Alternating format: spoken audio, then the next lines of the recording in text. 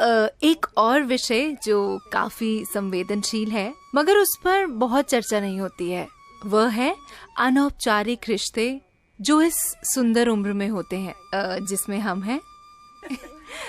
अपने बारे में थोड़ी अच्छी बातें कहनी थी।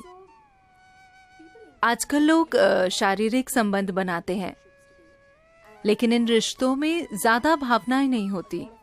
हम इस विषय पर आपकी राय जानना चाहते हैं।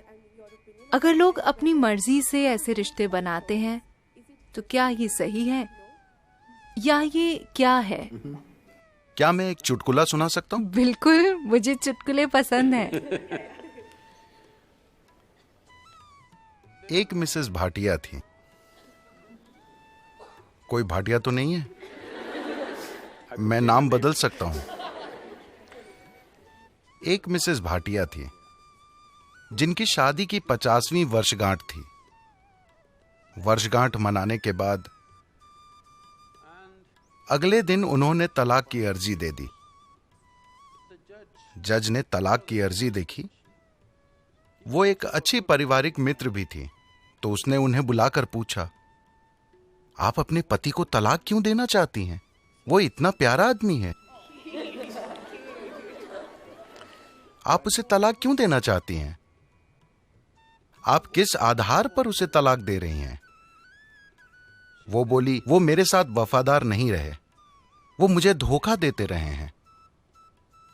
आप इस नतीजे पर कैसे पहुंची? आपने कल ही शादी की 50वीं वर्षगांठ मनाई थी। कल तक तो आप ठीक थी, फिर क्या हो गया? मुझे बीते दिनों की बहुत याद आ रही थी, तो मैंने फोटो एल्बम पलटना शुरू किया। फिर मैंने देखा कि मेरे 5 बच्चों में कोई भी उनके जैसा नहीं दिखता।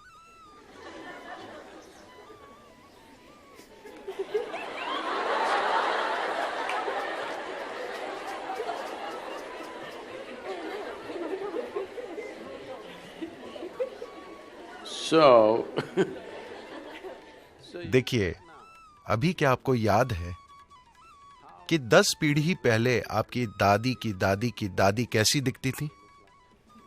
नहीं, मगर उनकी नाक अभी आपके चेहरे पर मौजूद है। आपके शरीर को याद है, हाँ या ना? आपके शरीर को लाखों साल पहले आपके पूर्वजों की त्वचा का रंग भी याद है, अभी तक वो भूला नहीं है।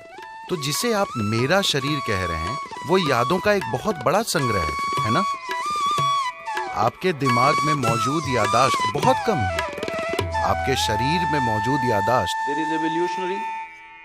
उसमें क्रमिक विकास की यादें हैं, जेनेटिक यादें हैं, कर्म की यादें हैं, व्यक्त और अव्यक्त स्तर की यादें हैं, ढेर सारी यादें हैं। आपको लगता है कि अभी आपको चलना आता है, लेकिन ऐसा सिर्फ इसलिए है क्योंकि आपके शरीर ने वो यादाश्त बनाई है। अगर आपका शरीर उसे भूल जाए तो आप चल नहीं पाएंगे। इतनी यादें, आप जो छोटी से छोटी चीज करते हैं, आप जानते हैं कि क्या खाना है क्या नहीं खाना है, उसे मुंह में डालना है कान में नहीं। ये सुनने में अजीब लगता है, लेकिन आप यादों के कारण ही जानते हैं। तो आपका शरीर ढेर सारी यादों का भंडार है और वो हर समय यादें इकट्ठी करते रहता है। अगर आप यहां से यहां तक चलें तो 50 अलग अलग तरह की हल्की महकें होंगी। हो सकता है कि आप उस पर ध्यान न दें, मगर शरीर उसे इकट्ठा भी करता है और पहचानता भी है। वो लगातार पहचानता रहता है, इसलिए आप जानते हैं कि सुगंध क्या है, दुर्गंध क्या है, ये इसकी गंध है। आप आवाज, गंध वगैरह के अलग अलग पहलुओं को पहचानते हैं, क्योंकि ये प्रक्रिया लगातार चलती रहती है।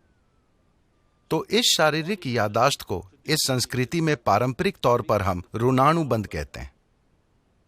वो शारीरिक यादाश्त जो आप बनाते हैं। आप जागरूकता के साथ अपनी शारीरिक यादाश्त बना सकते हैं या बस ढेर सारी यादाश्त अंदर लेकर ढेर सारी शारीरिक उलझन से गुजर सकते हैं।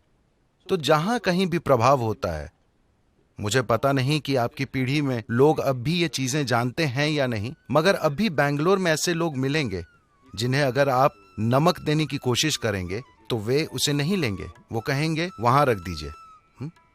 अगर आप उन्हें तिल देने की कोशिश करें तो वो कहेंगे उसे वहां रख दीजिए, क्योंकि उन्होंने कई पदार्थों की पहचान कर ली है जो आसानी से आपकी यादाश्त को लेकर मुझ तक पहुंचा सकते हैं अगर मैं वो चीज ले लूं। मुझे वो यादाश्त नहीं चाहिए। यही वजह है कि आमतौर पर इस संस्कृति में एक दूसरे को छूना, हाथ मिलाना, ऐसी चीजों से परहेज किया जाता है। हम अपनी ही दोनों हथेलियां मिलाकर नमस्कार करते हैं, क्योंकि हम यादाश्त नहीं इकट्ठी करना चाहते।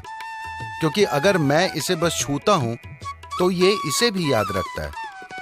आप अपने 4 दोस्तों के साथ इसे आजमा कर देखें। आप उनके हाथों को छुएं, याद रखने की कोशिश ना करें। हर दिन बस उनके हाथ छुएं और भूल जाएं। कल अगर वो आकर आपको छूता है, आप जानते हैं कि ये उसका हाथ है ना? तो शरीर याद रखता है, ये दिमाग में नहीं है। शरीर की यादाश्त होती है, इसे ऋणानुबंध कहते हैं। जब यौन संबंध बनते हैं या ऐसी कोई अंतरंगता होती है जिसमें विचार, भावनाएं और शरीर शामिल हों, तो आपके शरीर में जो यादाश्त रह जाती है वो बहुत बड़ी मात्रा में होती है। इसलिए कहा गया है कि आपको इसे जितना हो सके उतना सरल रखना चाहिए। कुछ दूसरे पहलू हैं जहां कुछ तांत्रिक प्रक्रियाओं में ऐसी चीजें होती हैं। वे सालों तक खुद को तैयार करते हैं ताकि शरीर से इतनी दूरी बना ली जाए कि शरीर कहीं से कोई यादाश्त न उठा पाए। इसे एक साधना की तरह किया जाता है, बेलगाम संभोग की तरह नहीं। तो सवाल नैतिकता का नहीं है। सवाल ये है कि आप अपने जीवन में अपने साथ क्या करना चाहते हैं।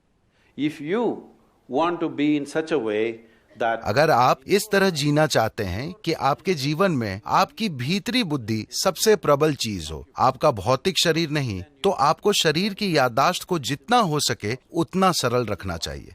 इसलिए सादा भोजन, लोग बिल्कुल सादा भोजन करते हैं। अब भी मैं दिन में 1 बार भोजन करता हूं और भोजन में सिर्फ 1 चीज खाता हूं, 10 नहीं। मैं वो चीजें दूसरे दिन खा लूंगा, मगर आज मैं सिर्फ 1 चीज खाऊंगा। क्योंकि काफी फर्क आप आजमा कर देखिए। सिर्फ मेरे कहने पर मत जाइए।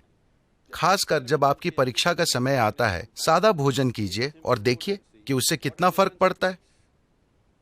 आपकी बुद्धि कैसे काम करती है, आप कितना सतर्क रहते हैं, सब कुछ। तो आप खुद को क्या बनाना चाहते हैं? आप खुद को एक सेक्सुअल सुपरनोवा बनाना चाहते हैं या I'm saying कुछ लोगों का ऐसा इरादा हो सकता है, ये उनके ऊपर है। मगर आप अपने जीवन के साथ क्या करना चाहते हैं, ये आपको तय करना होगा। अगर आपने ये तय किया है तो ये बहुत महत्वपूर्ण है कि आप अनजाने में भारी मात्रा में यादें ना इकट्ठी करें, because this will lead to क्योंकि बाद में आप देखेंगे कि आपके लिए शांत और खुश रहना बहुत मुश्किल होगा, चाहे कुछ भी अच्छा हो रहा हो, simply because they क्योंकि शरीर में उलझन भरी यादें मौजूद हैं। जब इसी प्रकृति का कुछ और आता है तो शरीर में उलझन भरी उथल पुथल होने लगती है। शायद आपके दिमाग में ये ना आए, just physically ये सिर्फ शारीरिक रूप से होता रहेगा। तो ये चुनाव आपको करना है। ये नैतिकता का सवाल नहीं है, ये सवाल है समझदारी से जीने का।